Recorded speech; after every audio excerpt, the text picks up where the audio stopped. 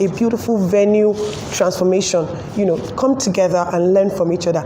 And that brought about the Venue Styling Conference. We're going to be doing this, repeatedly every year. We're going to have a community which you can join on Facebook, where we can put out content, put out trainings, put out mentorship programs, and all of that. Without talking too much, I would also like to say very importantly that this conference is streamed live. So you're going to take us as we are, and we're going to be sharing from our heart. We're going to be talking to you about everything you need to know about venue styling. Please send in your questions, for each of the speakers. The speakers and their profiles and their topics have been put on the website, www.thevenuestylingconference.com. You can put in your questions right now on Facebook, on YouTube as you're streaming now, and then we'll take your questions and ask the speakers. So I'll be right back with our first speaker, an amazing person, beautiful lady, done amazing work in the industry. I cannot wait for you to meet her. When we come back, we'll be taking all she has for us today. See you soon. Hi guys, my name is Dami Balogo and I'm co-founder Event Like a Movie. Event Like a Movie is a platform that manages online HD quality streaming of any kind of events that you might have, and also ensures that your online guests participate fully in your event.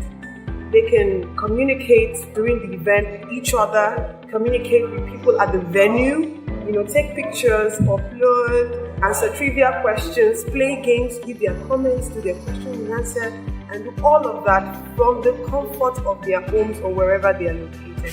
Now, this is really, really the future of events. We would like you to contact us on our Instagram and you will call us or send us a mail.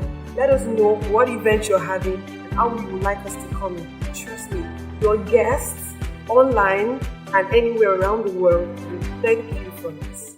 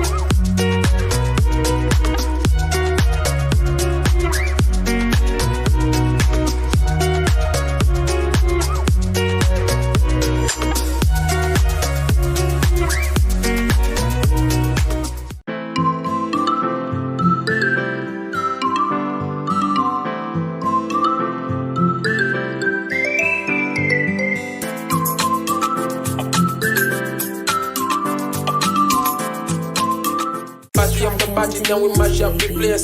Party after party, then we mash up the place. Party after party, then we mash up the place. Mash up the place. Big drill on the beat. Yeah. Party after party. Yeah. Party after party. Yeah. Party after party. After party after party. Yeah. Party after party. Yeah. Party after party. Yeah. Party after party. After party after party. Yeah. Party after party. After party after party. Party after party, then we mash up the place. Party after party, then we mash up the place. Party after party, then we mash up the place. Mash up the place. Mash up the place like party after party, then we mash up the place. Party after party, then we mash up the place. Party after party, then we mash up the place. Mash up the place. Big Mash drill up on the the place beat. like.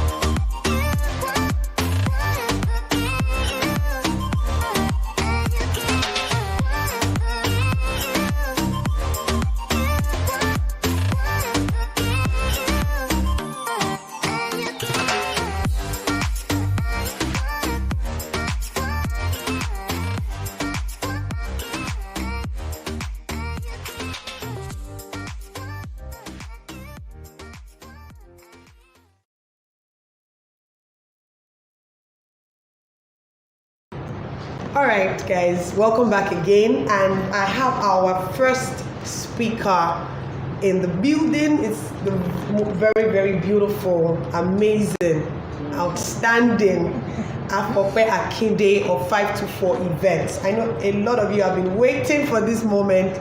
I would like to welcome you, ma'am. Welcome. Thank you so much for coming.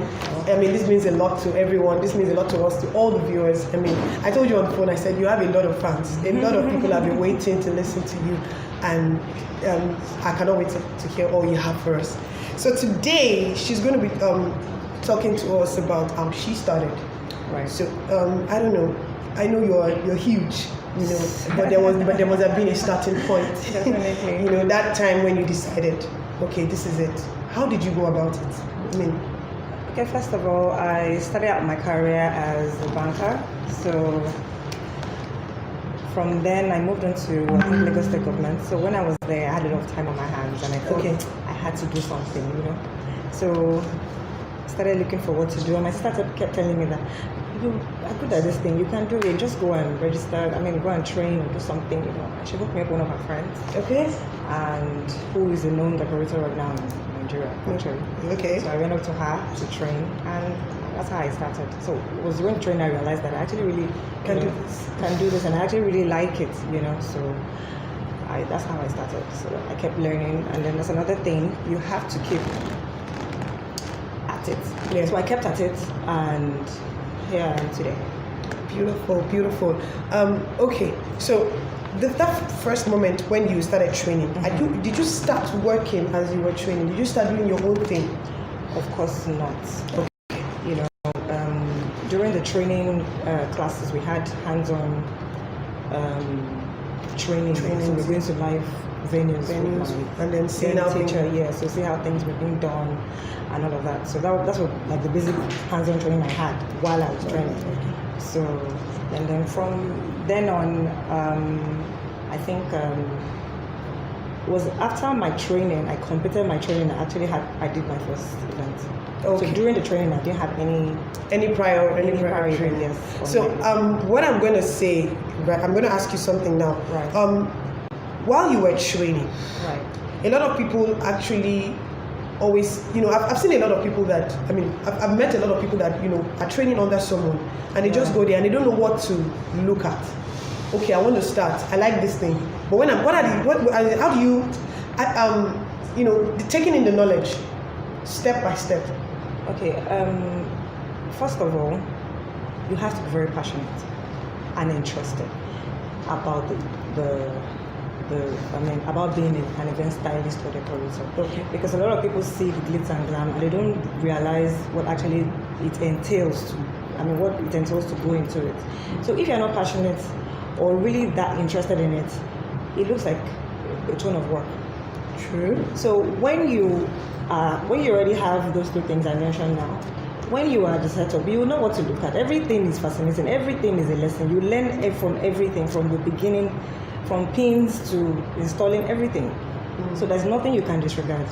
From the floristry to building up the stage designs, even thinking of ideas, executing them, everything is important. So there's no one aspect you're supposed to look at and ignore the other. Yes. Everything is important. Beautiful, beautiful. Okay, so I know a lot of people want to know at home, people watching. So when you were going to start, okay, and you say, okay, Afokwe now, I think I now know a lot of things. I think I can do this on my own. How did you start? Like, what did you do to say, okay, now 5 to 4 I started? Okay, first of all, when of course I started with training. Yes, true. Right? So my teacher, she put me through everything I needed to do, like the foundation, the basics, right? And after that, to be honest, when I finished my training, it still felt like I didn't know anything, which is normal. Just like when you go to school. And then you come out. And you come out. And then you're like, what did I learn? Like, what have I done? And maybe you now start a job, I'm like, okay, they didn't teach us all this, something yes. like that, But the thing is, because, like I said earlier, when you have the passion and the will to do it, you have to keep learning. You can't just say, oh, because I've finished my training now, that is it, I'm good. You have to keep researching, keep yourself abreast, plug yourself to all. Now there's even social media, Instagram, Pinterest, so many places where you can get inspiration. Then we didn't have any of that then. So then what I did then was I kept buying all these wedding magazines. The wedding, I think it was Wedding Planner was the most important at that time. Yeah, then, yes, at that time, yes. So I kept buying them to know those that were already present in the industry. There are a lot of people I used to look up to as well. I used to call people for advice, and then no man is an island. You can't know everything. Do you understand? So you have to reach out. The worst answer you get is a no. But at least try and reach out to people that have been there before you, to learn one or two things, And I did all of that as well. Great, amazing.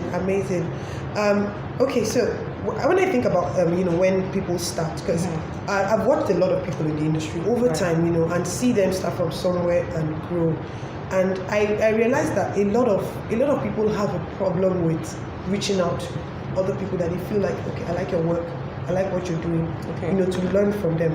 You're just starting out, and then you're like, I don't know how they did this thing, I don't know how to do this, I don't know how to do that. Some of them might some of them might have trained somewhere, maybe they, I don't know, and it just, okay, then they're now asking questions, okay, how can I achieve this, how can I achieve that? They don't know how to reach out. What do you say to people like this? Like, they're young or they are just starting out, and then they don't know how, like you said, you have people you call, they're like, yes, call this person. Well, I really don't know how to answer that question, but all I know is that as a starter, or someone that's just starting in the industry, you should be hungry for knowledge. True. And when you're hungry for knowledge, you should not be ashamed to ask questions. Like I said earlier, the worst thing that will happen is a no. It doesn't mean you stop. You keep asking. You can just call. Some people are more receptive than the other, but whoever you feel you're attracted to, or someone that you feel you sync with, you can just call and ask a few questions, and then maybe top up classes, brushes, ask people, can I come to your venue to see can I come to, exactly, can I come, stuff like that.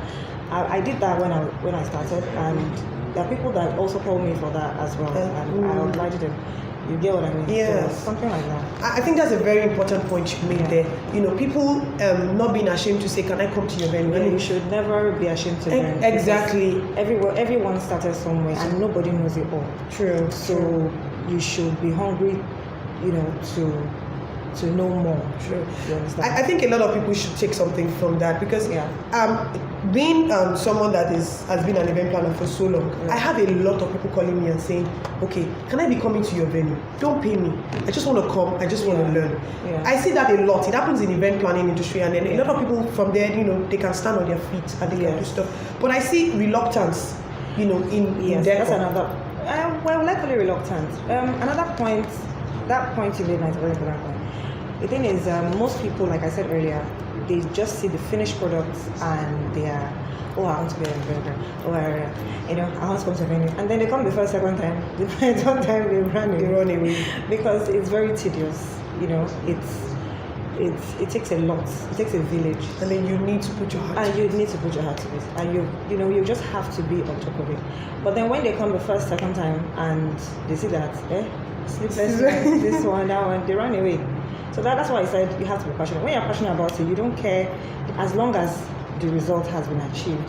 You won't be looking at all those, all those things that look like There's so much work. this is what these people are doing. Do you understand? So And yeah, it's a lot. It's It's a a lot lot of of work. Yes. It's a lot of work. So you have to be passionate first of all Yes. about it. And you have to know within yourself that this is actually what you really want to do. And once, it doesn't even, it's not, this what I'm even saying, that doesn't even have to do with only decor. Any industry, any place you find yourself, as long as you really want to do it and you enjoy doing it, you won't see it as work. It's work.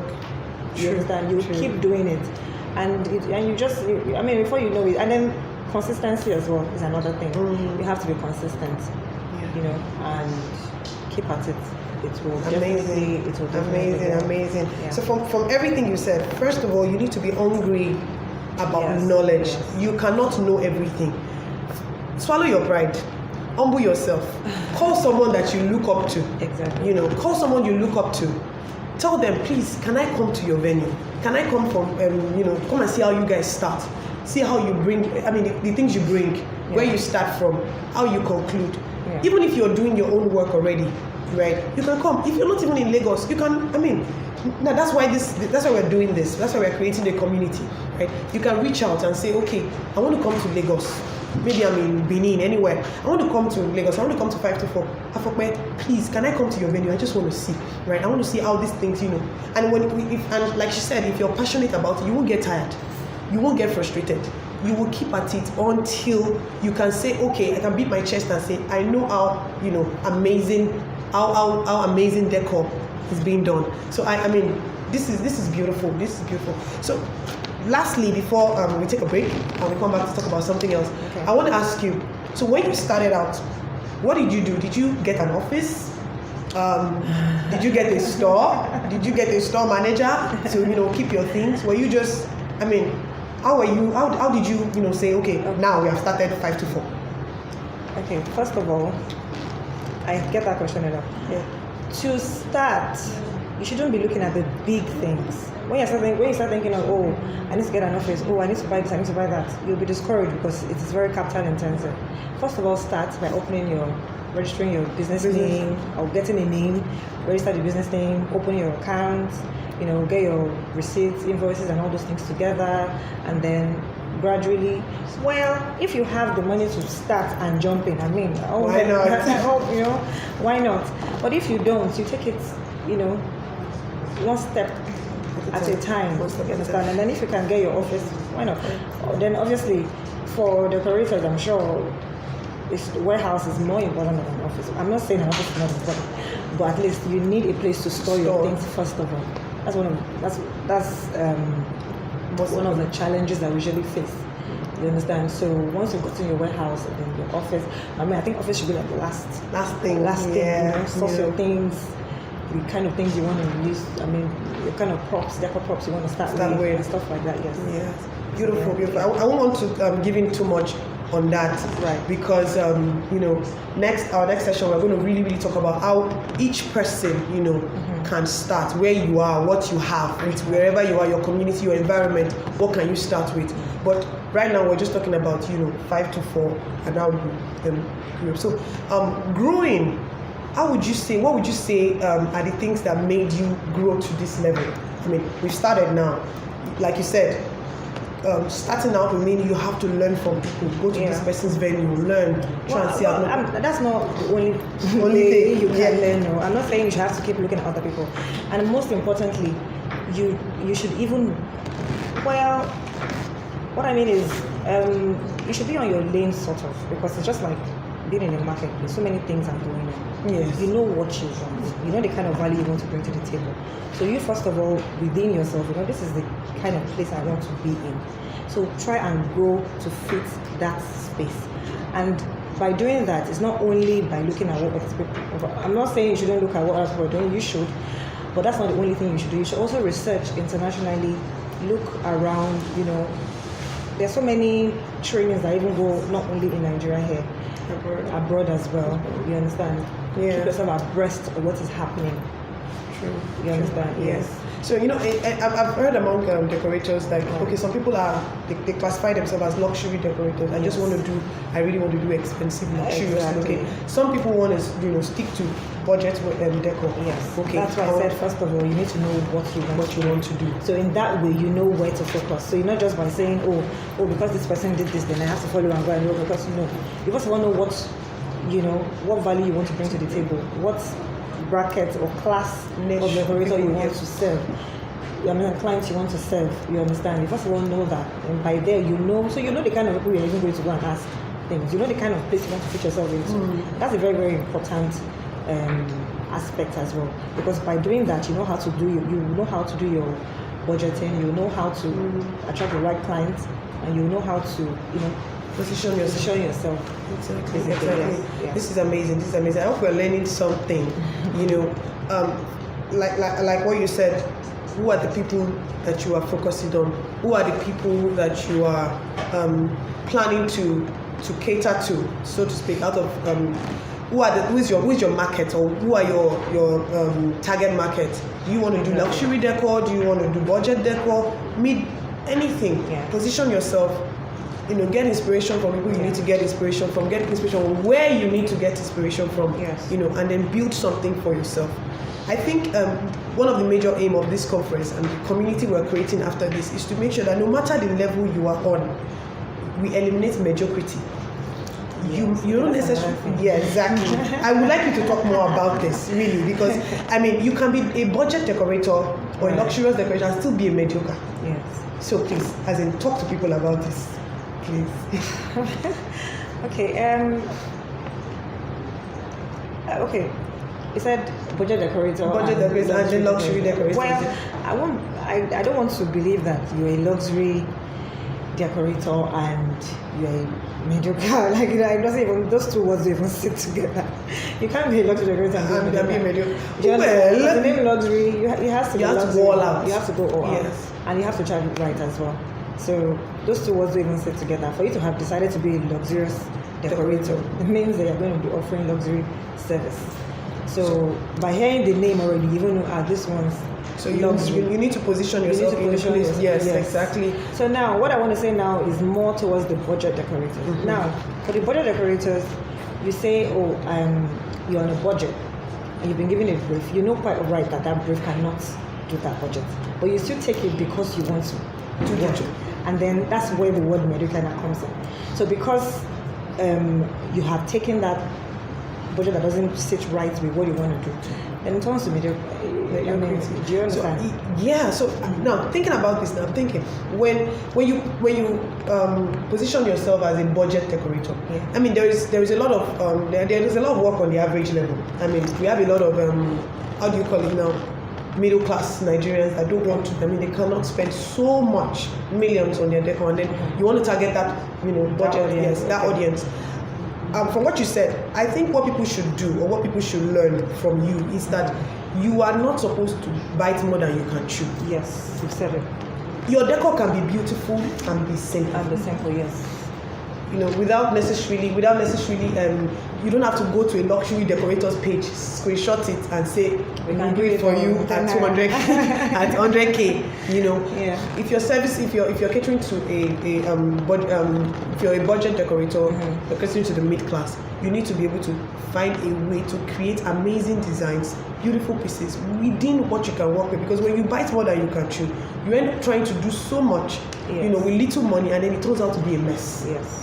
So, like I said, the aim of this conference, the aim of this community is to eliminate mediocrity. How we can do that is to actually, focus on your lane, know what you're doing, and get the best, get the most of, where you are.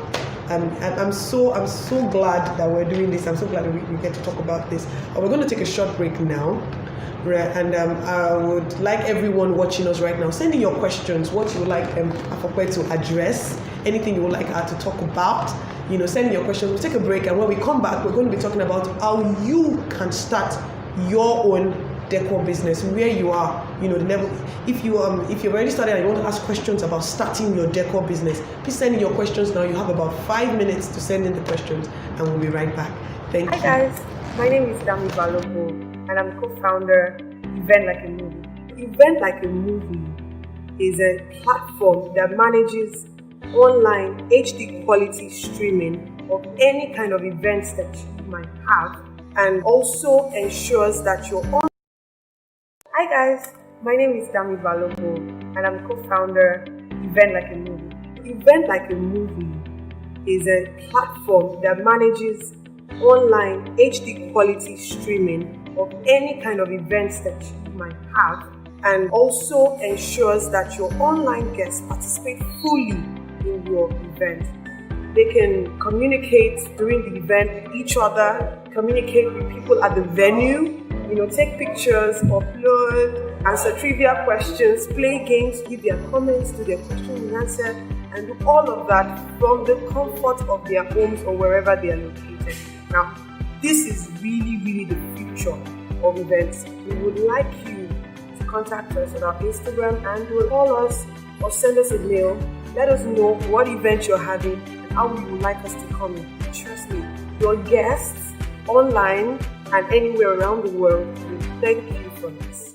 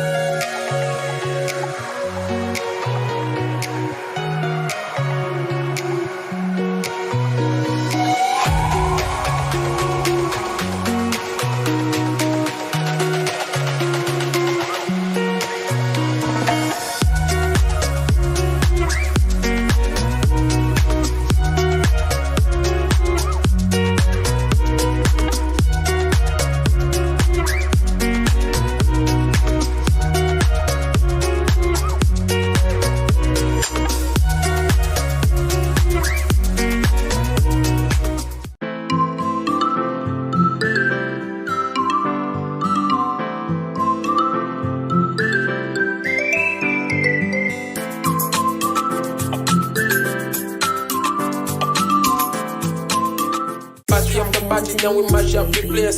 Party after party, then we mash up the place. Party after party, then we mash up the place. Mash up the place. Big drill on the beat. Yeah. Party after party. Yeah. Party after party. Yeah. Party after party. After party after party.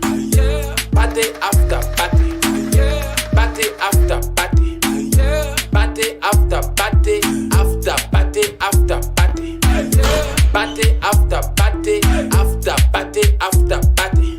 Party after party, then we mash up the place. Party after party, then we mash up the place. Party after party, then we mash up the place. Mash up the place. Mash up the place like party after party, then we mash up the place. Party after party, then we mash up the place. Party after party, then we mash up the place. Mash up the place. Big Mash drill up on the the place beat. like.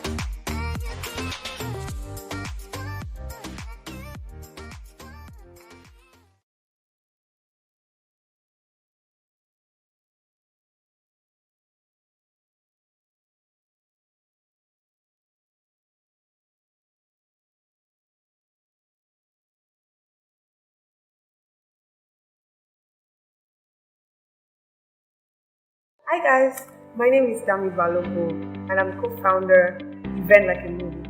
Event Like a Movie is a platform that manages online HD quality streaming of any kind of events that you might have and also ensures that your online guests participate fully in your event.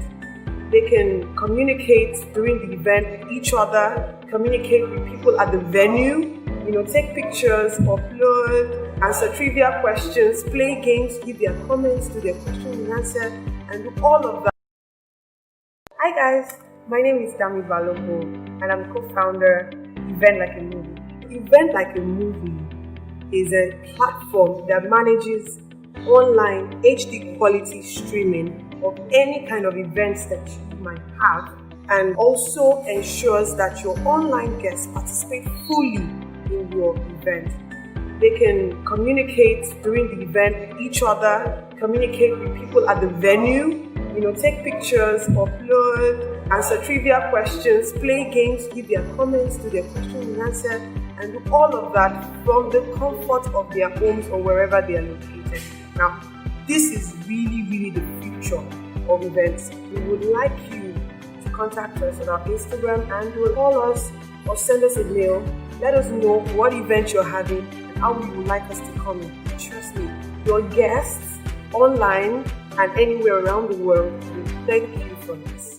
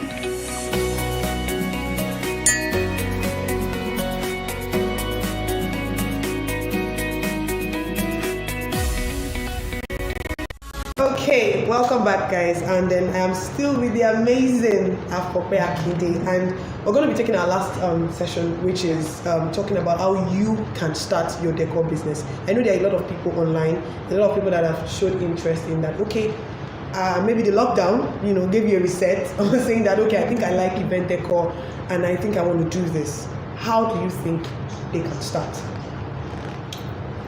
Okay, first off, it's okay to start small, because first thing is most people think, oh, I don't have this, or I don't have this much, and then so I can't start, or this is the reason why I can't start. It's okay to start small. Whatever you are, just start. You understand? No matter how much you have, like I said earlier in the first session, first of all, you have to go for a training. And then if you can also go for other trainings like brushwork classes and all of that, that is fine. And then when you have an amount of money that you think you're okay with, you can start by sourcing materials in Nigeria locally, and then if you have the money to go abroad to source more materials, I mean, it's always cheaper to do that. Well, in quotes, because the dollar. Yeah. Then you can. Yes. Okay, so first thing she said is go for a you training. can also leverage on the rental companies that we have available in Lagos by renting things, to augment whatever you have. So we're going to take that one by one. Okay, we're going to take that one by one. First of all, she says go for a training. Okay, you cannot say I am a creative person. I like decor. Decor is beautiful. I think I know it in my head. Or I think I know what to do. Go for a training. Reach out to someone that you like or that you feel you can learn from, and then try and start some form of training. If they don't have, let them create something for you. I mean, I think people do that. Yeah, there are a lot of training companies that available. Just create that. If you don't have a school, create something for me. I don't mind paying. I don't mind doing it for. I mean, if you don't have money, you can beg and say, okay, I'll be helping you to carry things. Like apprenticeship. And say, I will come along. I will come every time. I'll make myself available. To be trained, right? And then you start small. Another thing is that a lot of people, from experience, I've noticed that a lot of people, they don't want to part away with money. They don't want to. They feel, I don't know why, but it just looks like, this amount is too much. No. I'm like, for what you want to get, you have to pay for it. It's just like going to school. True. You can't be pricing your school fees. Do you understand? When you go to university, you have to pay for it so that you value what you've paid for, and then you ensure that you take advantage of everything you have been taught. And then it's not, and then a lot of people feel, when they hear, how long is the training stuff? We hear maybe 3 weeks or 4 weeks. I'm like, just that. How am I going to learn everything? You can't learn everything. The teacher can't teach you everything. There's no school that's going to teach you everything. It's just the basics, the foundation. That's what you need. Once you've been able to get that, then you build on yourself. You build on yourself. You keep, like I said, you can go for top-up classes online. There's so many online trainings. There's so many physical trainings. Then even, we said, like, maybe going to other people to say, oh, can I just come and see what you're doing and stuff like that. Take advantage of the people around you. Take advantage of the resources around you, and don't be afraid to part away with money. Exactly. You are learning. You're going to make money from this thing eventually. It's a value. You're paying for value. Added value. So you need to understand that you have to pay for it. Pay for it. You understand? Exactly. So never be too stingy to spend money on learning. Okay, if you go to a training school and they say, okay, this is the amount you pay. If it is what you desire, if you're passionate about, I keep saying there's no extent of lunch you cannot go to for something that you're passionate about. Exactly.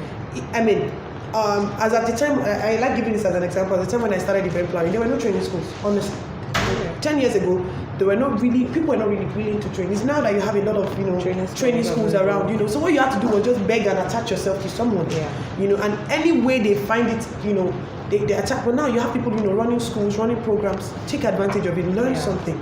So another thing I'm going to ask you is, so when you now, let's say you've started your training, right?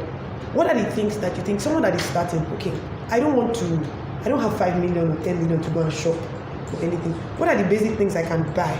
This one I can rent, or where I can get this, where I can get that. What do I, I'm just starting. What are the things I should put money into, and the things I can still hold on for now?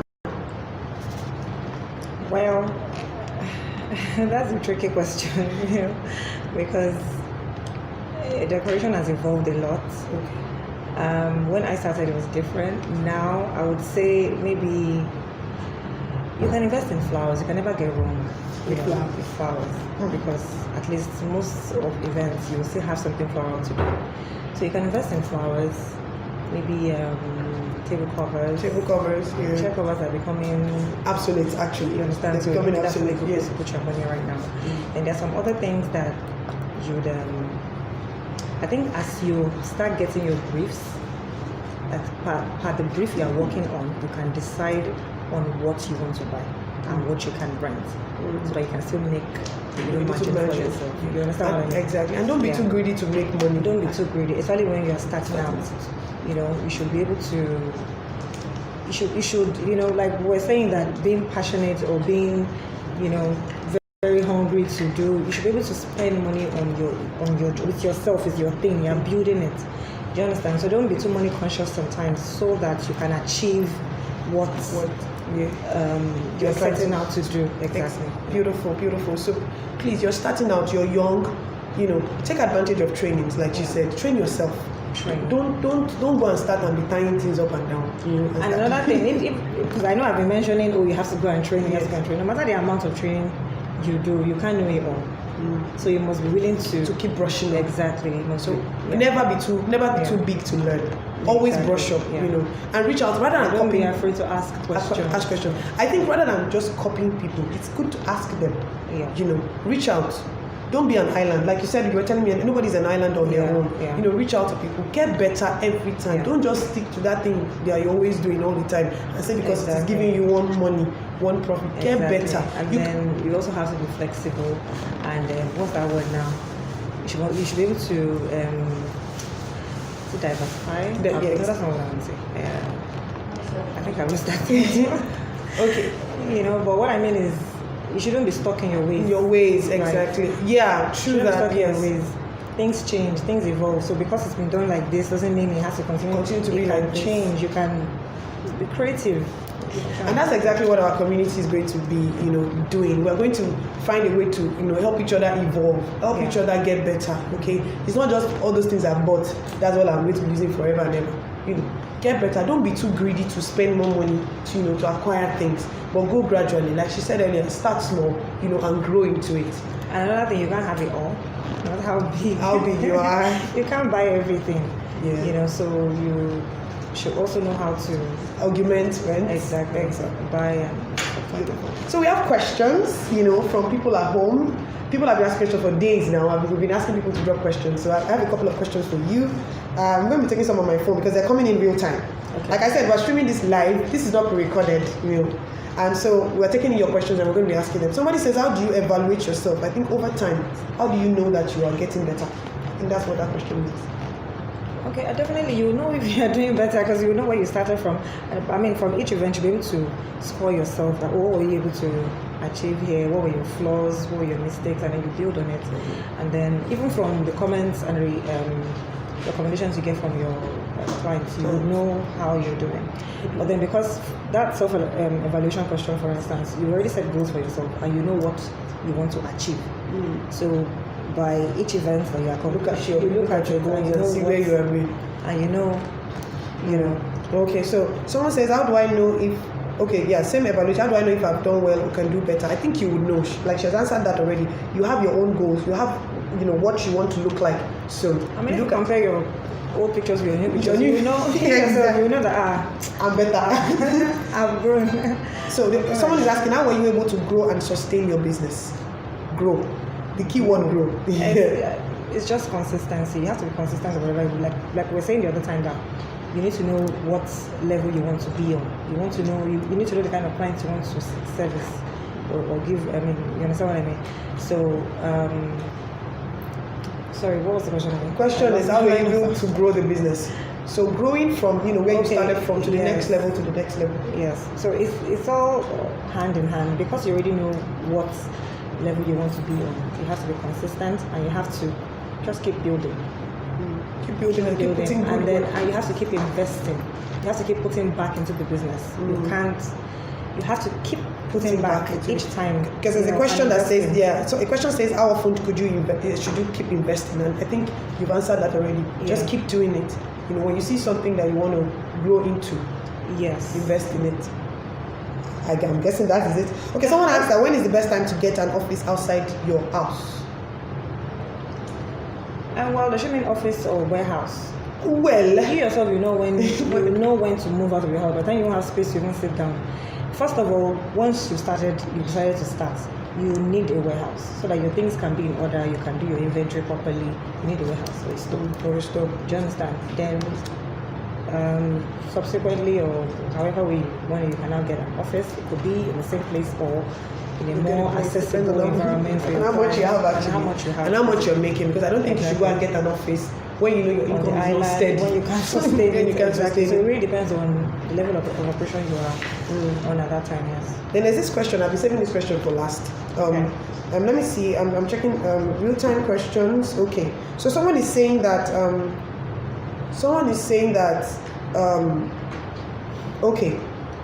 What do you do when your client wants luxury decor, Right. and then they want you to replicate something they saw Right. at a very tiny budget? How do you respond to this? And I think that's a big question that everybody. It happens all of the time. Now, it's a well, I won't say it's a tricky question. It's a straightforward question, because if a client brings a luxurious brief on a very tiny budget, you have to let them know that it can't work, because except you want to use your personal money, except that maybe you're hungry to show what you can do, or maybe you just want to use that as a platform to launch yourself, by all means go ahead and do that. But then if you have told your client that you can execute it, then you must execute it. But then when you now have a tiny budget and the client is insisting on A, B, C, D, and you're saying that you will do it and you know you can't, there's going to be a problem. That's why mediocrity comes in. There's going to be a problem, but there's no way you can achieve it. These things are not cheap. So when you have a luxurious brief and you know that you cannot do it, it's best to just tell your client that, I'm sorry, we can't do this on this budget. It's best to part ways with it and understand that it's not every job that comes your way that you must do. There are some jobs that are not just meant for you, and there are some jobs that are. So when you find yourself in that category, except you know that, oh, it's luxury decor I want to do, and since I've not been getting clients and I want to use this to launch out and I have the money to finance it and I decide to do this as an advert, then it's up to you. Then you can do that. But not every time killing yourself. Well, if you decide to be killing yourself every time, well, that's also your cup of tea. But what I mean is, answering the question, you know, truthfully, a luxury and budget don't fit in the same.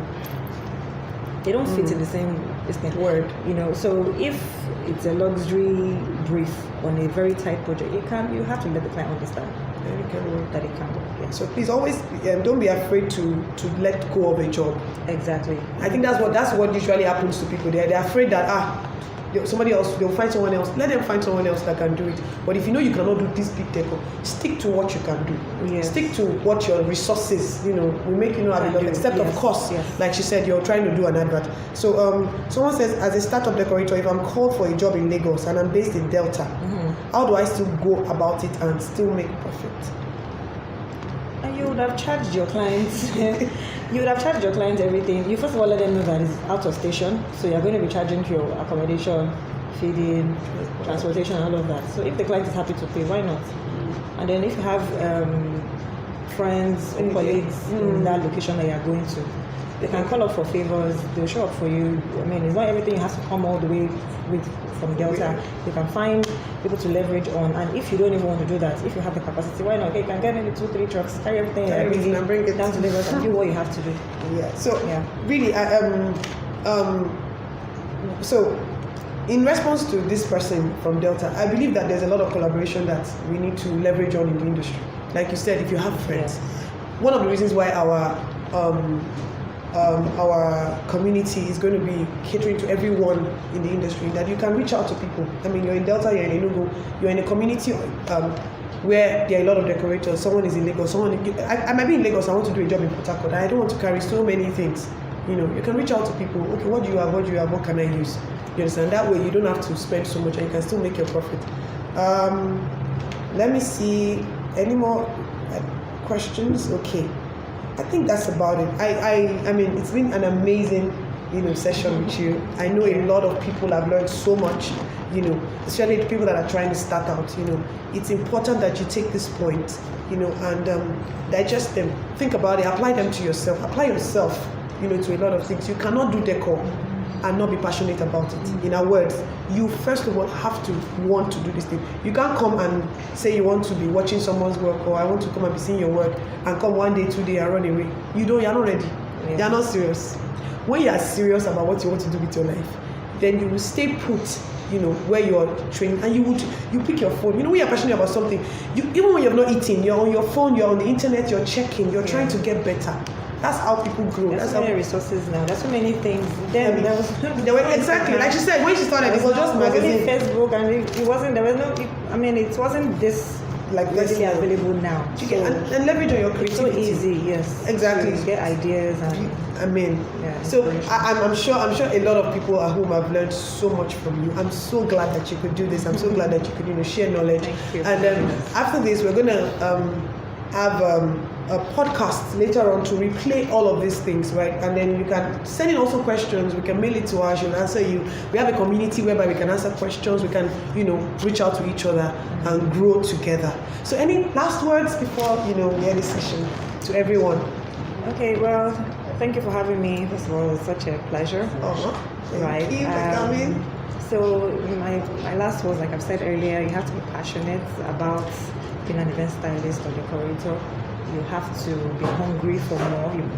You have to always want to, know more, find out what's going on. If you have questions or things that you've been wondering how do they do this thing, you call and find out.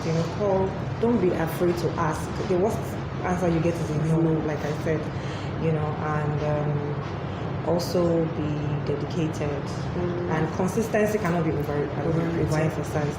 You have to be consistent. No matter what level you decide to operate on, be consistent on that level, and the sky will be amazing. This is so beautiful. I'm so glad you came. Thank you so much, Afropa. This is so beautiful. Thank you for having me. Yes, thank you. So when we come back, we're going to have another amazing lady, take us through another exciting topic. I will see you very soon. Thank you.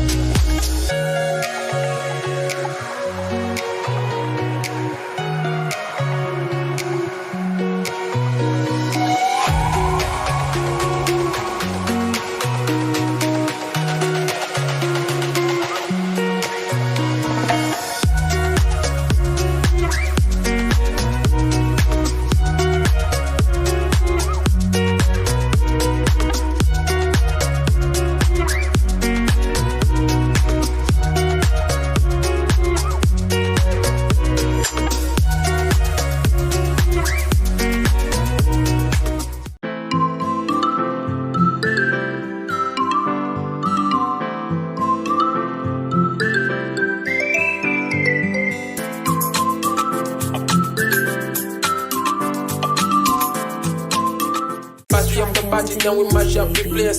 Party after party, then we mash up the place. Party after party, then we mash up the place. Mash up the place. Big drill on the beat. Yeah. Party after party. Yeah. Party after party. Yeah. Party after party. After party after party. Yeah. Party after party. Yeah. Party after party. Yeah. Party after party. After party after party. Yeah. Party after party. After party after party. Party after party, then we mash up the place. Party after party, then we mash up the place. Party after party, then we mash up the place. Mash up the place. Mash up the place like party after party, then we mash up the place. Party after party, then we mash up the place. Party after party, then we mash up the place. Mash up the place. Big Mash drill up on the the place beat. like.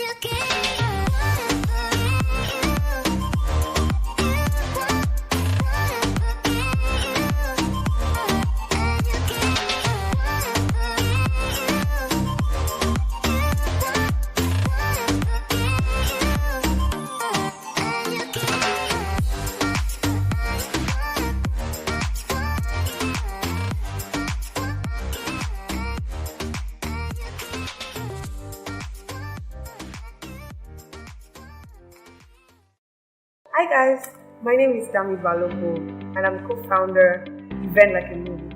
Event Like a Movie is a platform that manages online HD quality streaming of any kind of events that you might have, and also ensures that your online guests participate fully in your event. They can communicate during the event with each other, communicate with people at the venue, take pictures, upload, answer trivia questions, play games, give their comments to their question and answer, and do all of that from the comfort of their homes or wherever they are located. Now, this is really, really the future of events. We would like you to contact us on our Instagram and you will call us or send us a mail. Let us know what event you're having and how you would like us to come in. Trust me, your guests online and anywhere around the world will thank you for this.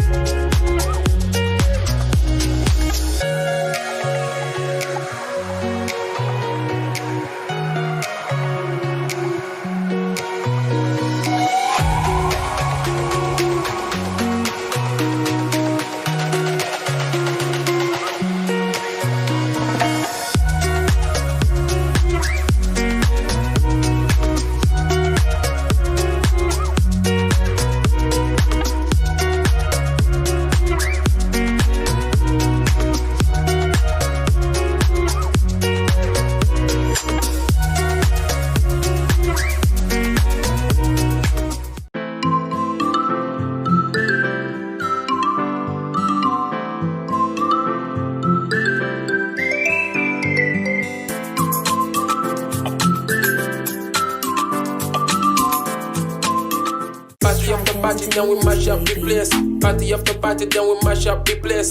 Party after party, then we mash up the place. Mash up the place. Big drill on the beat. Yeah. Party after party. Yeah. Party after party. Yeah. Party after party. After party after party. Yeah. Party after party.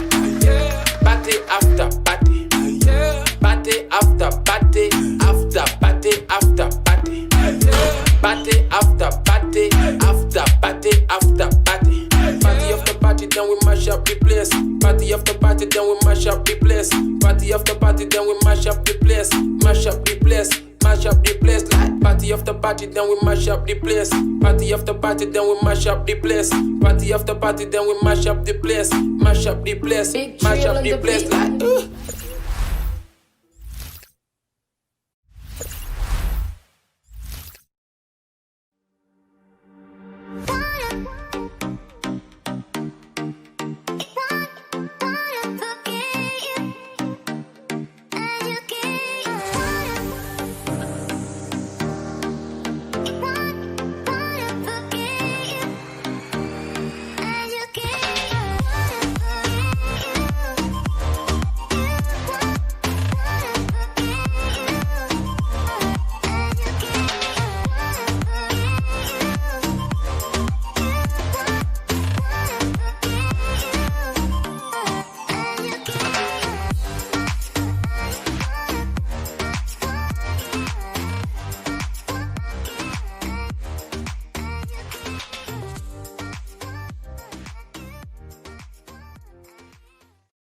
Hi guys, my name is Hello everyone, welcome back, and this is our second session of the Venue Styling Conference 2020. And right now, I am blessed and honored to have the amazing Abisoye Daniel Adeshola of Ball Event Concept. I know you know the company, you don't know the face. Today, you know the face, behind those beautiful, amazing designs. communicate with people at the venue. Take pictures, upload, answer trivia questions, play games, give their comments, do their questions and answers, and do all of that from the comfort of their homes or wherever they are located. Now, this is really the future of events. We would like you to contact us on our Instagram and you will call us or send us a mail. Let us know what event you're having and how you would like us to come in. Trust me, your guests online and anywhere around the world, we thank you for this.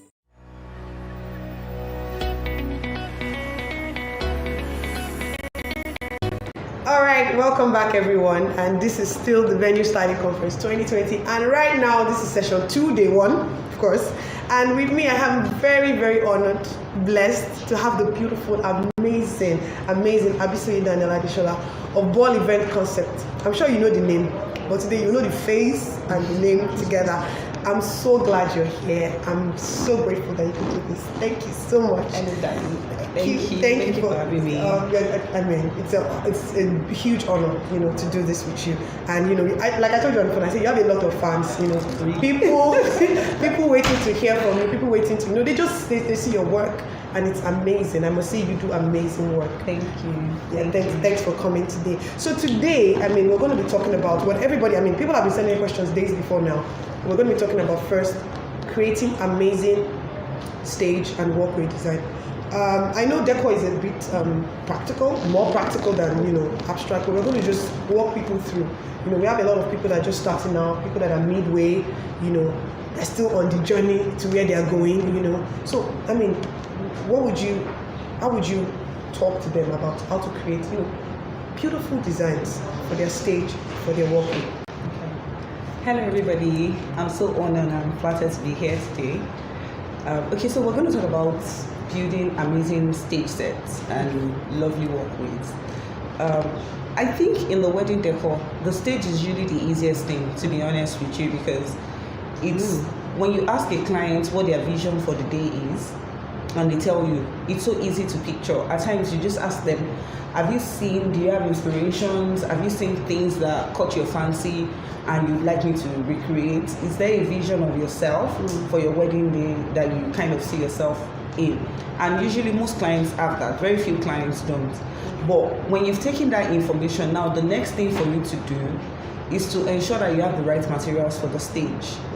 Everything we do in designing has to do with sizes. You need to know your measurements, you need to know your width, your length, your height. So for stage design, the key things you need to have the wooden backdrops. It could be wooden, it could be metal. You need to have them. They're easy to store because they come in 4x8 already, and they're easy to transport as well. They're flat. If you have those things, you have your background. See, for a 40-feet stage, all I need is 10 of those. Yeah, actually, I need 10 of those boards. If I have 10 of those boards, there's nothing I can do. There's no stage I cannot build. I can build anything. So you need that. You need the flex. Sometimes we use flex, which is there's another name for it. Yeah, tarpaulin. Yeah, that's the local name. Yeah, tarpaulin. Yes. Then we have the flex. If you have that on the flex, you can do any design. You can get it printed to whatever you want to translate on that stage. Then you need your flowers. You can never go wrong, except for cases where client says no flowers, that they don't want flowers. But in cases where the clients are into flowers, you need it. You need a logo or a name cut out. You need a beautiful, beautiful and unique couple sofa set. Like, nothing sells a stage more as much as the chair the bride and groom are going to sit in. It transforms the stage from ordinary to extraordinary. I've seen a lot of people make the mistake. The sofa is the last thing they give consideration to. They're like, oh, they will sit on it, nobody's going to see it. Trust me, a beautiful sofa will be seen, will transcend it will transform any space. You cannot miss that one.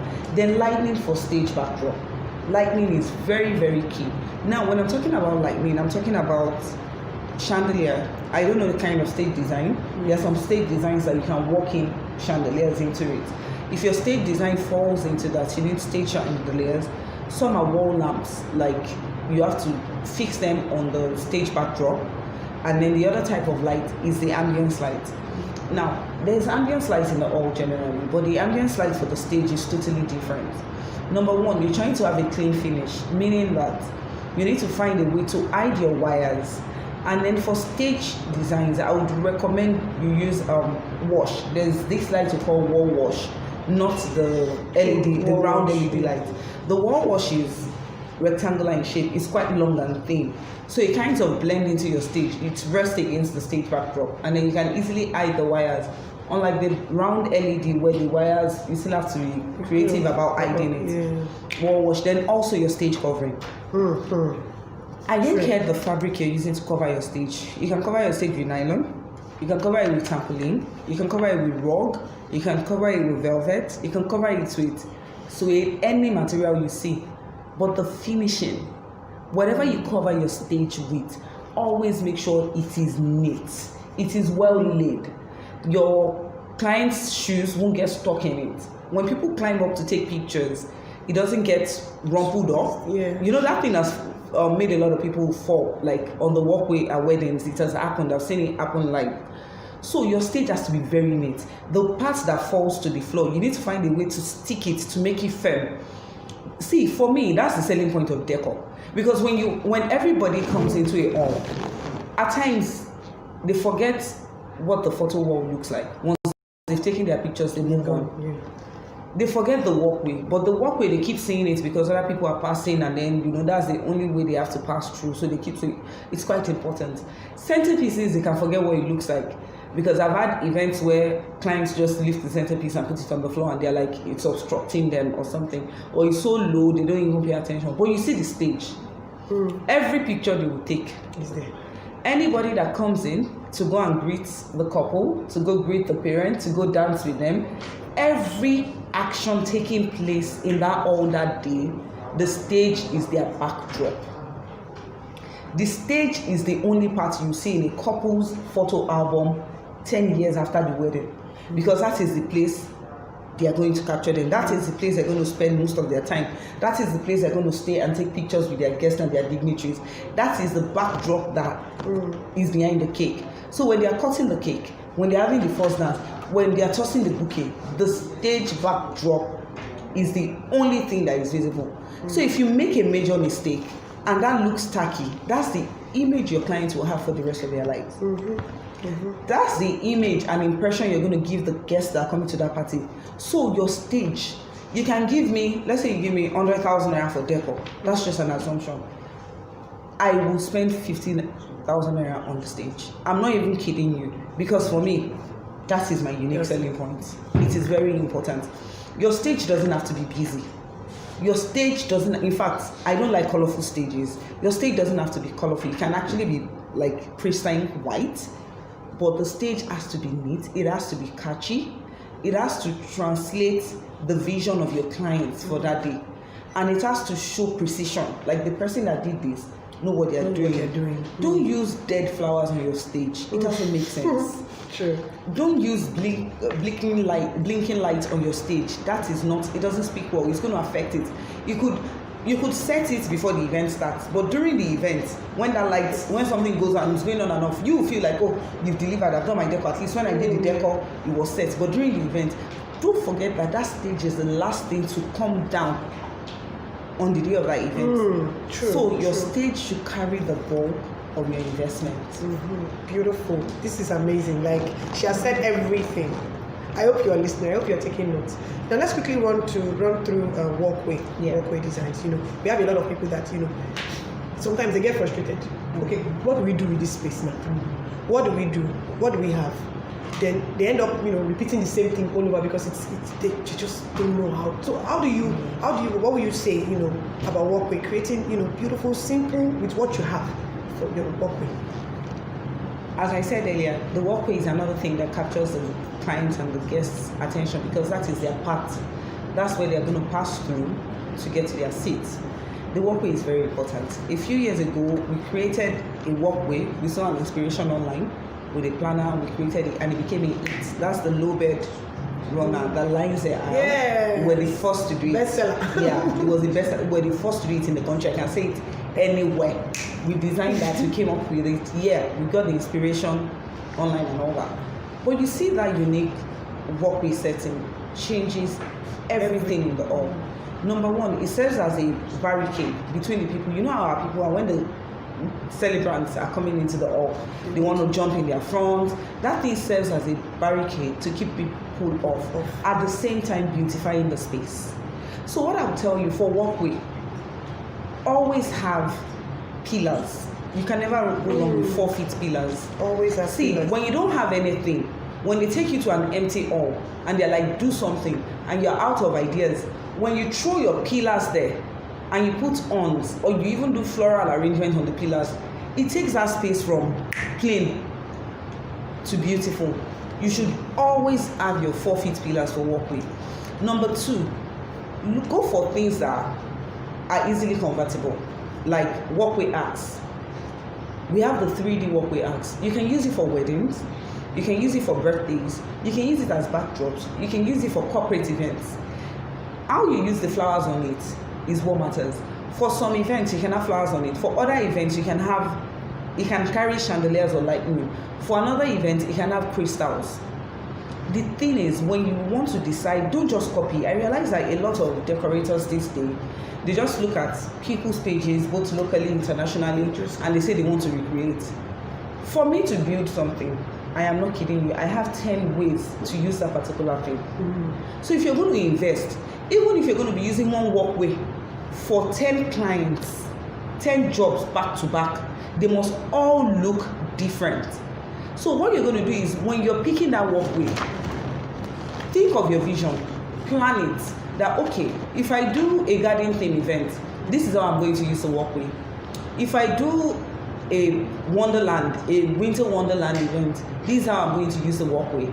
If I do an aqua themed event, this is how I'm going to use the walkway. If I do a forest themed event, this is how I'm going to use the walkway. So please, think of what you can do. You make one item and then you make the money 10 times over. But change, then don't let people get used to it. Like when they are looking towards your walkway, we know what she's going to bring to us. No, change it, tweak it, confuse them. That's exactly. Like confuse them. But like I said, you can never go wrong. Make sure you have 4 feet pillars, probably 5 feet pillars. You have walkway arcs, the rectangular shape, the oval shape. You can never go wrong with those. And then we call them the low aisle runner. You need them, those boxes that run along the aisle. And then your flowers. Flowers cannot be overemphasized for walkway. You need flowers. You need props.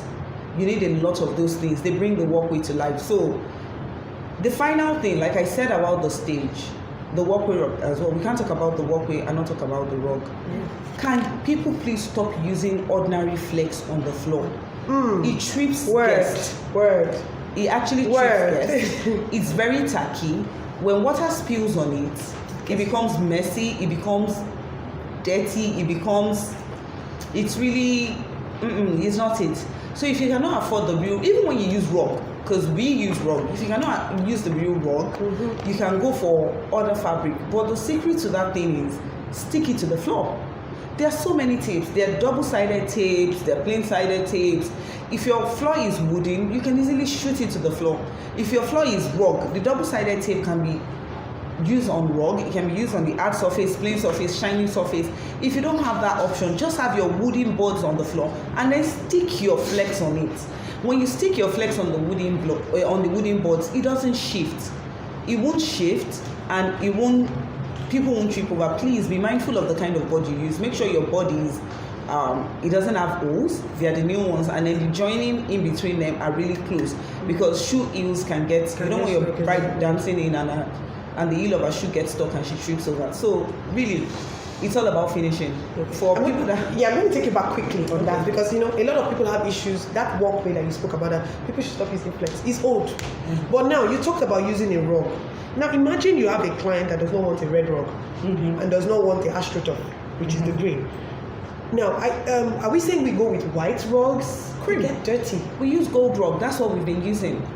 Gold rug. They sell it everywhere. They're in all those rugging stores. Go to Lawansi, go to Ojuelegba, go to Mushin. They're everywhere. You buy the rug.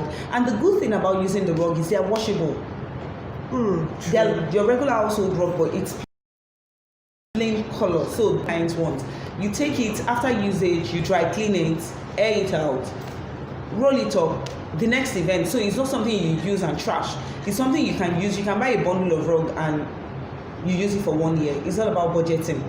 So things are very easy now. Just go to Mushin. Then I realize that quite a number of people are lazy. They don't want to investigate things. They just want they want things to be handed over to them. You need to do your own research. You need to go to these markets, these creative markets. There's the Iron Village in Dokwe. As in, there's so many places. There's Wodioniri, there's Mushin, there's Tejosho. So many places you get all the materials you need. Even Lagos Island, trade fair. You mentioned fabric too. What kind of fabric can you use instead of a rug? You can use suede. Suede. And then you just just make sure it's neat. For those light fabric that can't stay on the ground, like I said, always have wooden boards underneath. So you stick it to the wooden board. It gives it that shiny, clean, glossy look. So it doesn't have to. Don't put anything on the floor directly. It's tacky. If it is not heavy, it's going to shift. Rug is heavy. Rug will stay. Even with that, you still need to stick the rug edges to the floor so it doesn't shift together and hurt people. Beautiful, beautiful. I mean, I like what you said about reusing your walkway design, so you can get metals, different things on, like you said, and then find a way when you're getting those things. Think about it that when I want to use this thing again, how am I going to use it? Because I mean, you have to save money too as well. So I mean, this has been so beautiful. We still have another topic we're going to take. After this, the tips for upcoming professional tips that they need. So after that, we're going to take questions generally from everyone. People are sending their questions, we're collating the questions. When we come back, we'll talk about professional tips for you, as a designer. Please send in your questions. We're collating the questions. Send in your questions. Let us rub minds together. We'll be right back after this short break. Thank you. After party, party after party, then we mash up the place. Party after party, then we mash up the place. Party after party, then we mash up the place. Mash up the place, mash up the place. Like party after party, then we mash up the place. Party after party, then we mash up the place. Party after party, then we mash up the place. Mash up the place, mash up the place. Like.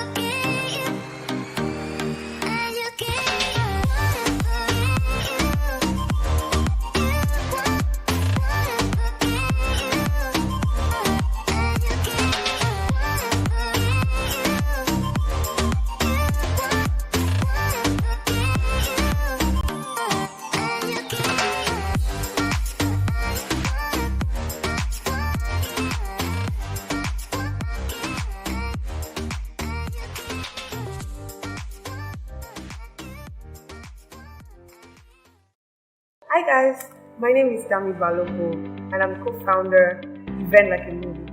Event Like a Movie is a platform that manages online HD quality streaming of any kind of events that you might have, and also ensures that your online guests participate fully in your event.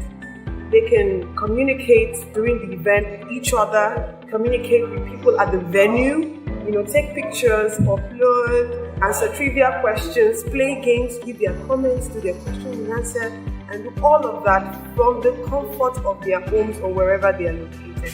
Now, this is really, really the future of events. We would like you to contact us on our Instagram and you will call us or send us a mail. Let us know what event you're having and how you would like us to come in. Trust me, your guests online and anywhere around the world will thank you for this.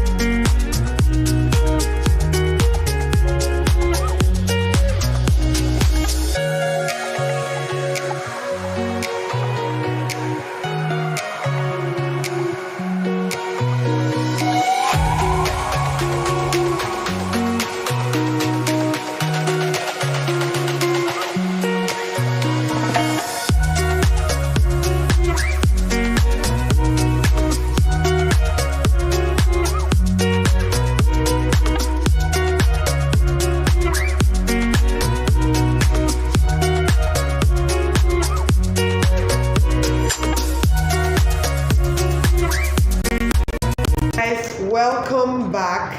We're back again, and I'm still with Abisoye, and I'm sure the first session was fire. You guys have, those things that have been scratching your head, thinking about that. How do they do this thing? How do they do this thing? You're going to trash everything today. I want you to send in your questions. Those things that bother you when you're doing your deco, and you're like, how do they do this thing? How do they hang this thing? How do they suspend this? Please send it in. She's willing to answer today.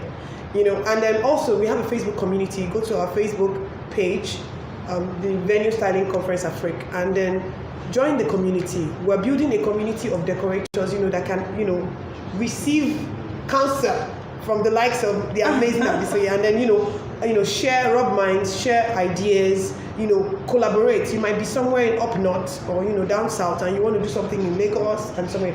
This is a place where all of us can, get to know each other, and build a community. So quickly, we're going to jump into the next session, which is professional tips for upcoming players.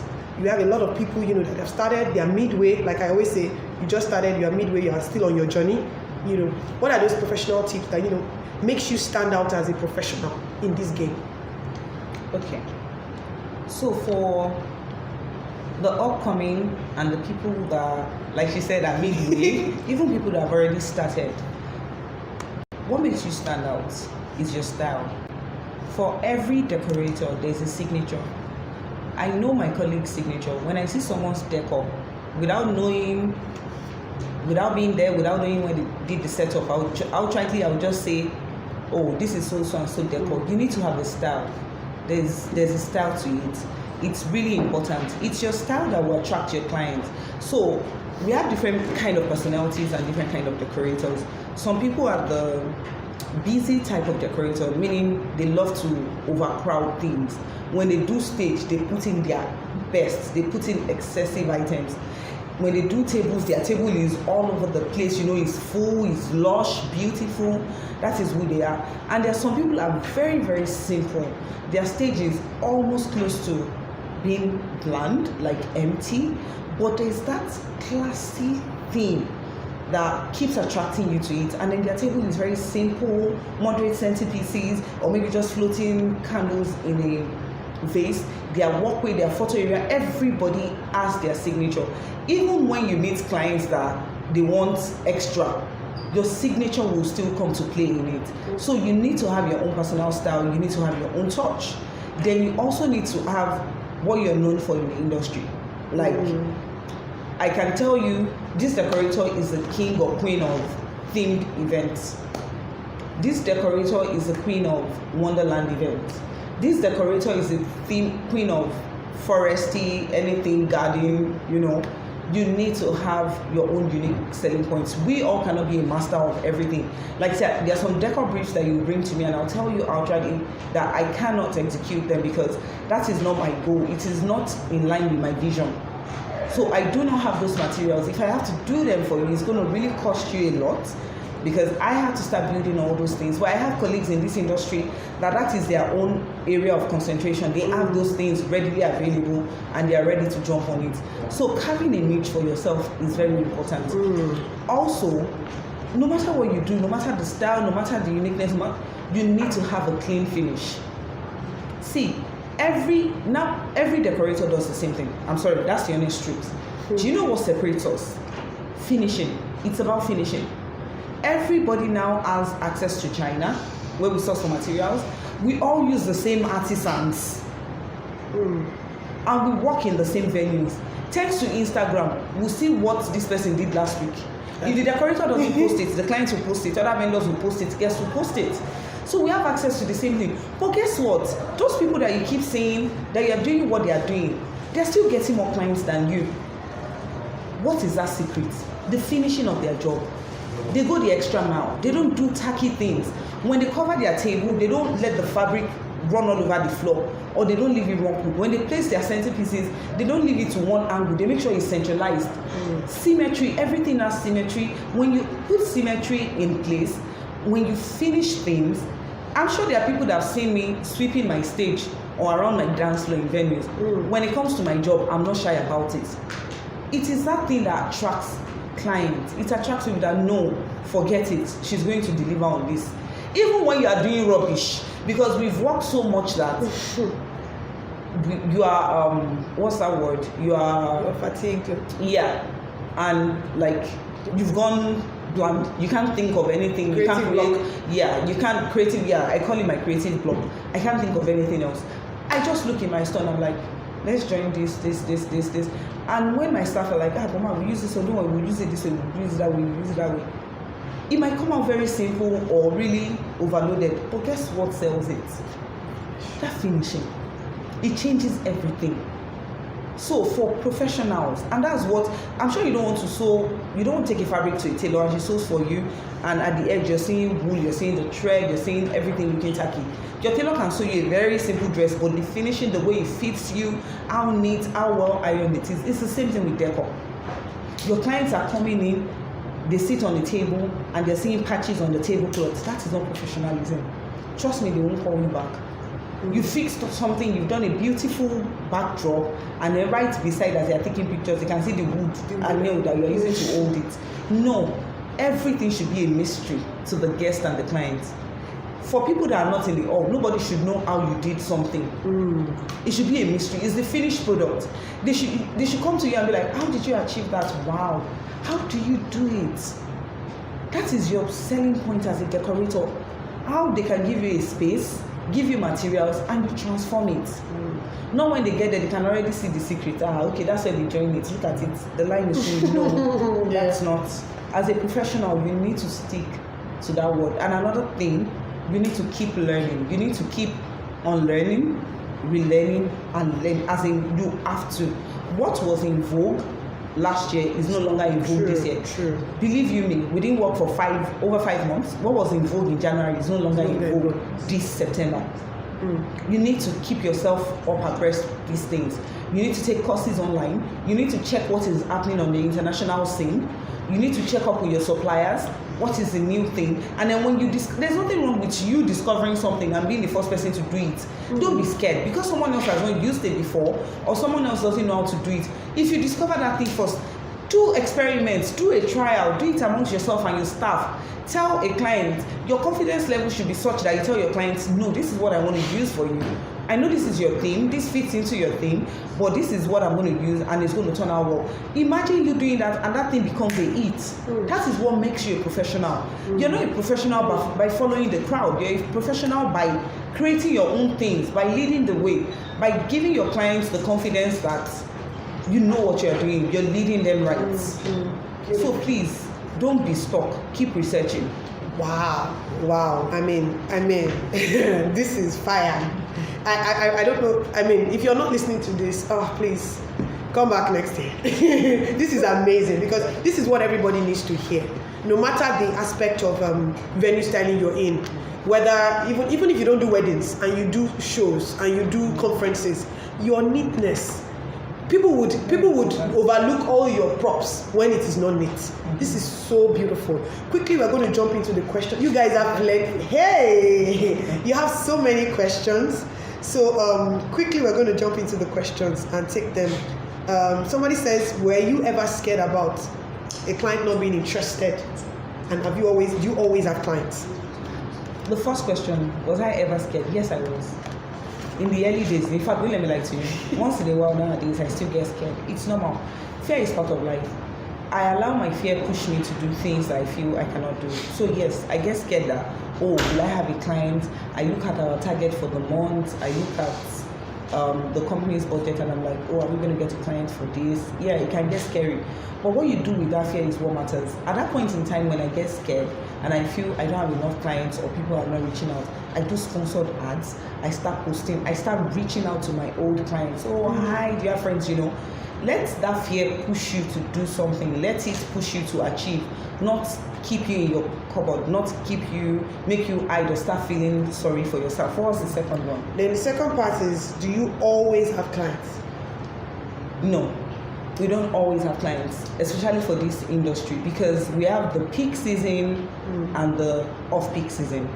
Events are like the Ember months are peak season, Easter period is peak season, but during the fast is off-season period. But we still have a few clients, especially for those that also do corporate events. While parties are not going on, you have corporate events going on. But generally, nobody really has clients all the time, all through the year. There's a season to it. Okay. So somebody asked, I think we mentioned this earlier about the best material for stage flooring. Rug. There are two materials I'll mention here, rug and the flex. But it depends on how you use it. Okay. So someone says, how do you charge clients appropriately? This is my major issue. Okay. So this is how I do it.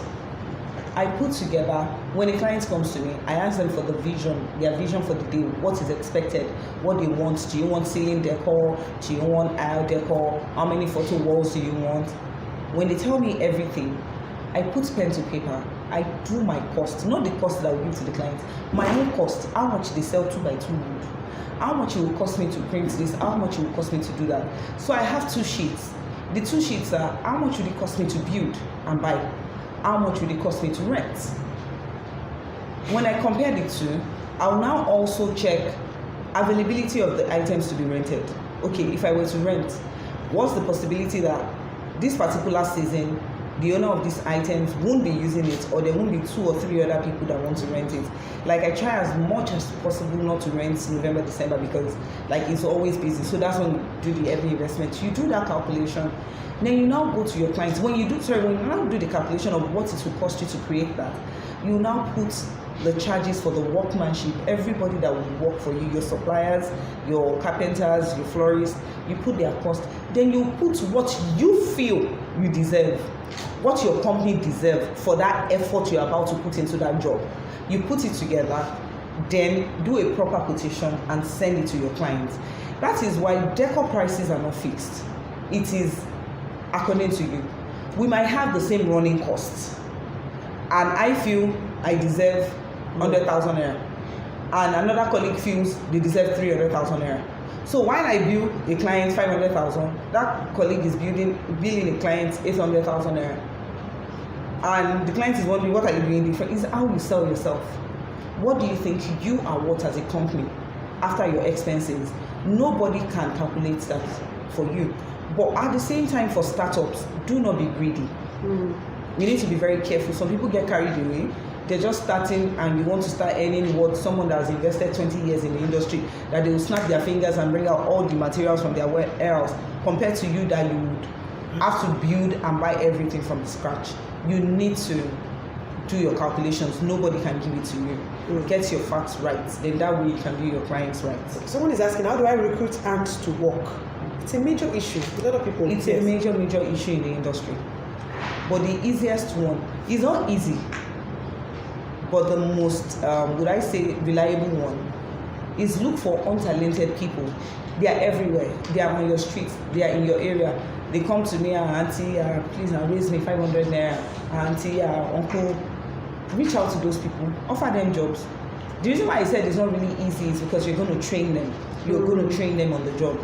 Go into, for woodwork, go into sawmill yourself. Go and see what they've done. Look at these carpenters. Let them give you their workers. Then there's no harm in asking a colleague. That's the honest truth. When you have to do something high profile and you feel you don't have anybody within your reach that can do it, a lot of people I work with today were referred to me by colleagues. There is no harm. No man is an island. Ask. Some will give you, some will tell you no, because they don't want clash of conflict. But the funny thing is, in this industry, they always meet. If they don't meet one-on-one, your workers will meet and then they will introduce you.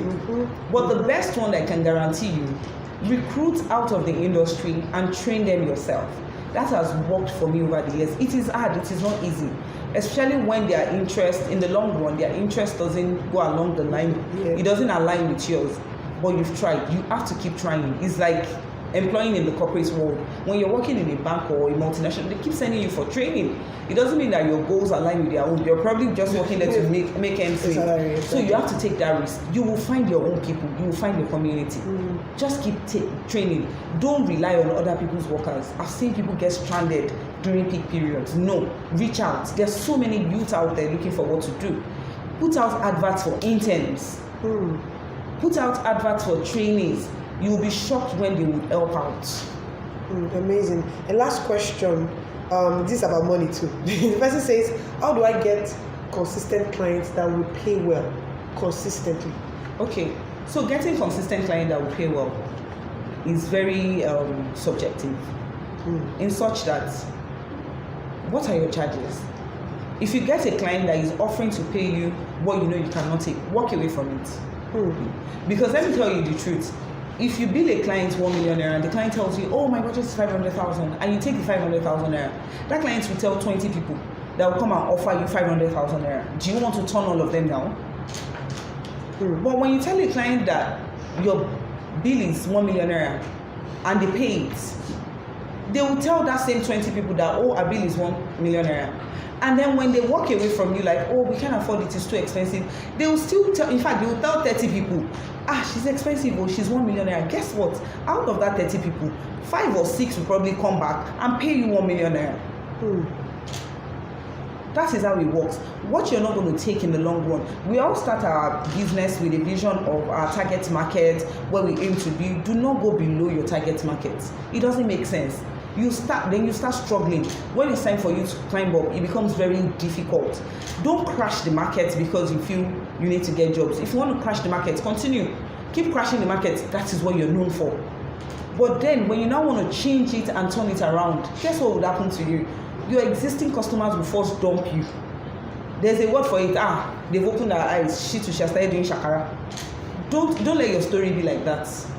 If you are high profile, if your target market is high profile, stick there. If you're middle class, stick there. If you're low budget, some people make their money in lower amounts, larger numbers of people. It's fine. It's a business model. Some makes it. Some is strictly high profile. I would rather do just one job in a month, but that job will take care of the company, will pay my profit, and will give us money to run the company for 3 months just in case we don't get something else. And they're fine with it. And these people get, instead of that one, they'll probably get 3 of such jobs in a month that will last them for a year. Stick to your own business organogram. There is a method to everybody's madness. Beautiful, amazing. Somebody here is saying, oh my God, we have a lot of questions. Someone is saying, how do I get flowers in bulk quantity? She was telling you about market. How do I get flowers in bulk quantity for we upcoming decorators? Your best bet, Lagos Island Market. Your best bet, another best bet rather, decorators. All people buy without charging. I give you your invoice, you see it. Whatever is going to cost me extra, I will let you know. I would have said China, but right now, the exchange rate has really gone up. But it seems we don't have any choice because we're not manufacturing in Nigeria, and that's a major issue. So you might have to resort to China. All these vendors are on Instagram, all these China vendors, they've all opened up. In fact, after my last visit to China, I just said, don't let me waste time. Everybody's on Instagram, they are all on WeChat. Just chat them up. They send you samples, you approve it, they send it to you. It's as easy as that. We have agents that send money if you can't do it through the bank. But I will tell you, the first place to start, enter Lagos Island Market.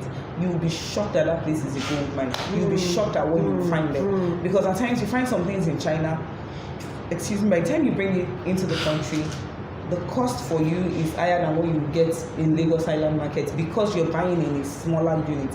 Those people bring in containers, so they can afford to send at cheaper price. Don't sit in your chair and expect things to work for you. Get up, look for things, research. You will find it. It will find you. That's how it works. You attract what you look for. It's the order of things.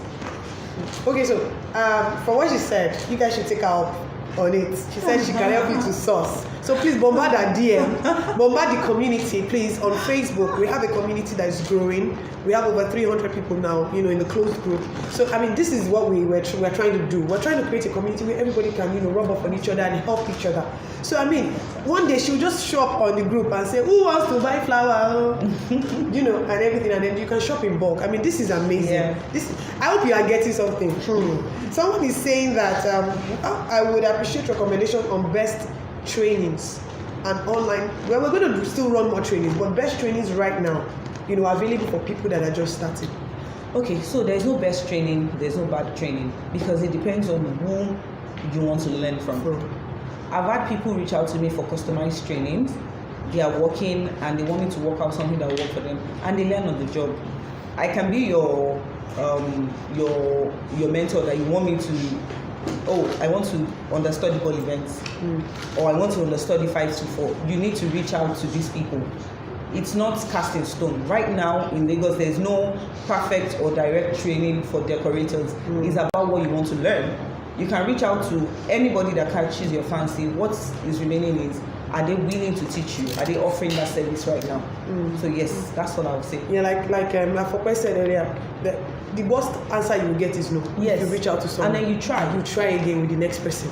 You try again until you are where you want to. Yeah, I reached out to about 10 decorators abroad. None of them replied. Somebody will answer. It hasn't stopped me. Exactly. That's my point. It's beautiful. You keep learning. Just keep reaching out to the people. And then there are schools. but not in Nigeria.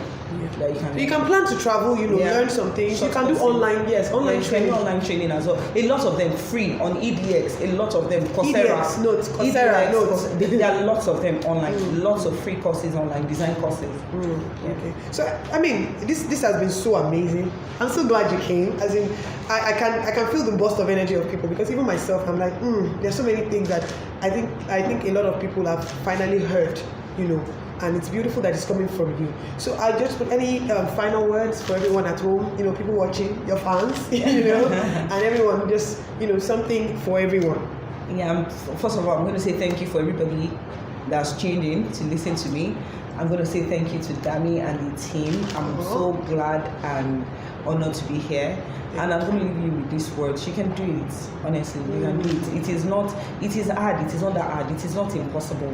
Don't let anybody discourage you. Don't let fear hold you down. We've been saying there's lockdown. People are not working. But trust me, in the middle of that lockdown, some people are working. Yours will come to you. Just be true to yourself. Make sure you're hardworking, not being lazy and expecting things to work out for you. And then ask people, reach out to these people.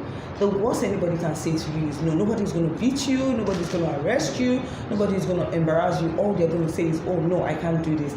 Ask. If you don't ask, things won't happen for you. If you ask, you'll be amazed at what would happen. And then carry your stuff along. It's very important. People learn things and they contain that knowledge. You need to share with your staff. You can't do everything. They are your representative everywhere. For a decorator, the least person in your organization should be able to translate your vision. That's very important. So that will be all. So, this has been so amazing. Thank you so much. Thank you so much. This has been a blast. This session has been so wonderful, and I'm so glad to be able to carry this vision to this point. We've come to the end of day one, right? Everyone that has registered, we're going to send the link for the Facebook community to your emails and to your phone as text messages, so you can join. There's a lot to learn from. There's a lot to harness. All right, this is a movement. Our Instagram page, The Venue Stylist Africa, will be a showcase page, for decorators, their work behind the scene. We are creating our own Bella Nigeria. They are enough of celebrating event planners, and makeup artists, Let us celebrate our work. Let's celebrate our process. It's beautiful. We can all reach out. We can all grow. This is $1 million industry, and yes. I heard something about event industry making $3 billion, in 1 year. I think I'm right about that figure. Why can't decor, alone take like what, 2 billion or 2.5 billion out of that, not just event planners, and this is so amazing. Thank you so much for coming. Thank you, Akope, as well for coming. Tomorrow we'll be back 11 a.m. Please share the link with your friends, share the link with your family, people that you don't like, help them. Let them not say you didn't do anything for them in 2020, Please share the link. We'll be back here 11 a.m. First speaker tomorrow will be Claude Owachuku from Events by Claude. And we'll also be having siding events, Debola, to talk about lightning. That's like the ultimate. After you have done your beautiful, nice, neat, she mentioned some things about lightning and all that. Also, this has been brought to you by Event Like a Movie. Check us out on Instagram at Event Like a Movie. It's an online streaming platform for events. Now COVID has made our eyes open that we don't have to be everywhere. Yeah. So please, you can visit Instagram. You see a lot of information about Event Like a Movie. We stream events live to your online audience, and they're actually the ones streaming this live right now, and you can see the quality and how beautiful it is. So I want to say thank you to everybody that has tuned in. Thank you for your time. Thank you for listening to us. Thank you for believing in us. We will be back tomorrow 11 a.m. Thank you so much, and God bless you. See you tomorrow. Thanks. Hi guys, my name is Dami Balogo, and I'm co-founder Event Like a Movie. Event Like a Movie is a platform that manages online HD quality streaming of any kind of events that you might have, and also ensures that your online guests participate fully in your event. They can communicate during the event with each other, communicate with people at the venue, take pictures, upload, answer trivia questions, play games, give their comments to their questions and answers, and do all of that from the comfort of their homes or wherever they are located. Now, this is really, really the future of events. We would like you to contact us on our Instagram and call us or send us a mail. Let us know what event you're having and how you would like us to come in. Trust me, your guests online and anywhere around the world will thank you for this.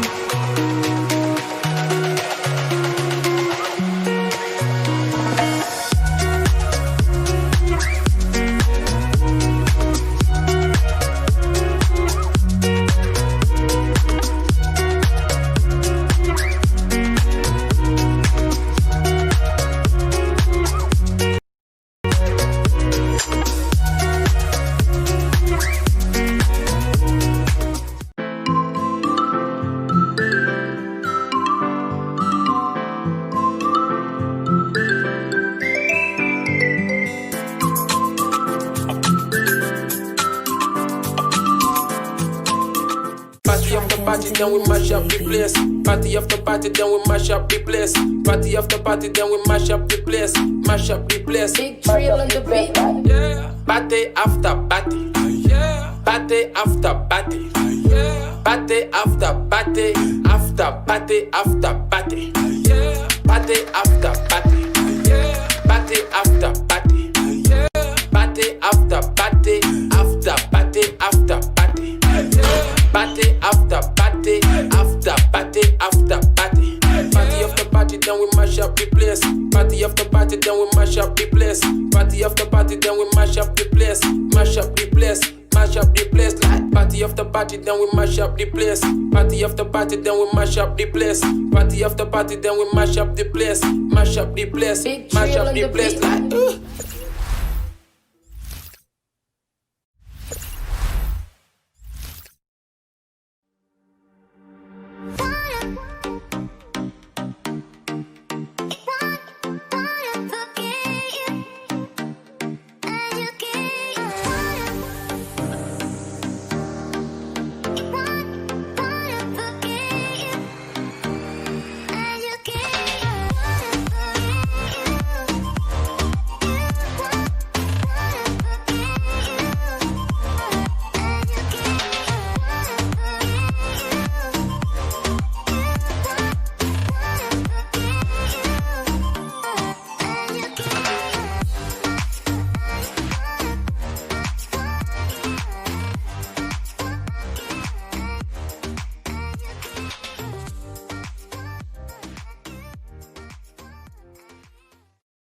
Hi guys.